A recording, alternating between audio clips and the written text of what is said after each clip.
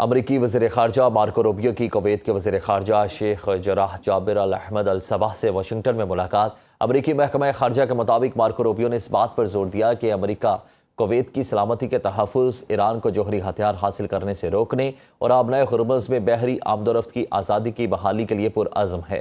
امریکی وزیر خارجہ کی کویت کے بین الاقوامی ہوائی اڈے اور ملک کے دیگر علاقوں کو نشانہ بنانے والے ایرانی حملوں کی مذمت کی اور حملوں کو اشتعال انگیز اور ناقابل قبول قرار دیا۔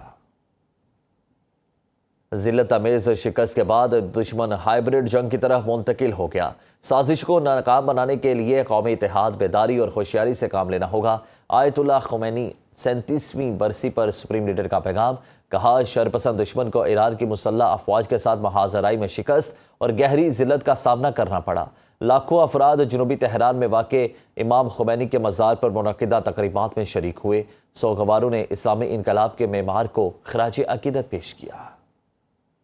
ایران اور روس کے درمیان جوہری شعبے میں تعاون کے لیے $25 ارب کا معاہدہ۔ غیر ملکی میڈیا رپورٹس کے مطابق ایران اور روس نے $25 ارب مالیت کا ایک وسیع ایٹمی تعاون معاہدہ طے کیا، جس کا مقصد تہران کے ایٹمی ڈھانچے کو وسعت دینا ہے۔ اس معاہدے کے ذریعے دونوں ممالک کے درمیان اسٹریٹجک تعلقات مزید مضبوط بنانے ماسکو میں منعقدہ آن لائن کانفرنس، جس میں ایران اور روس دونوں ممالک کے حکام اور ماہرین نے شرکت کی۔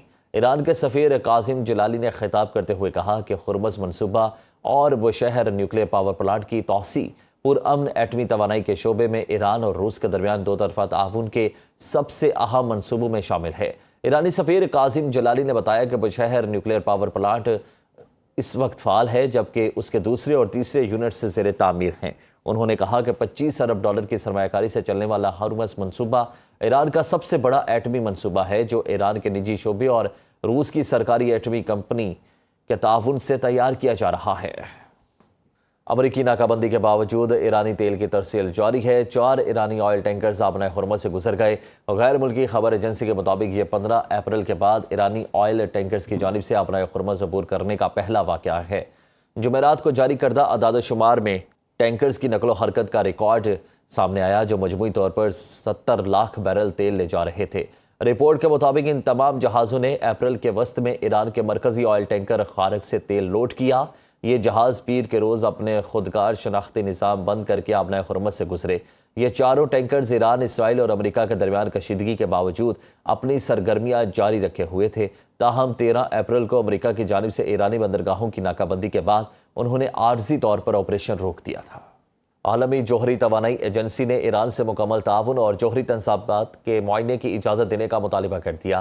برطانوی خبر ایجنسی کے مطابق اقوام متحدہ کی جوہری نگرانی کا ادارہ IAEA نے رکن ممالک کو ایک رپورٹ بھیجی، جس میں ایران سے دوبارہ مطالبہ کیا گیا کہ وہ 1 سال قبل اپنی جوہری تنصیبات پر بمباری کے بعد افزودہ یورینیم کی صورتحال سے فوری آگاہ کرے اور مکمل معائنے کی اجازت دے۔ عالمی جوہری ایجنسی کے سربراہ رافیل گروسی نے اس بات پر زور دیا ایران کو جوہری عدم پھیلاؤ کے منصوبے NPT کے تحت حفاظتی اصولوں کو فوری مؤثر طریقے سے نافذ کرنا ناگزیر ہے۔ انہوں نے مزید کہا کہ ایران اس پر عمل درآمد کو کسی بھی صورت میں معطل نہیں کر سکتا۔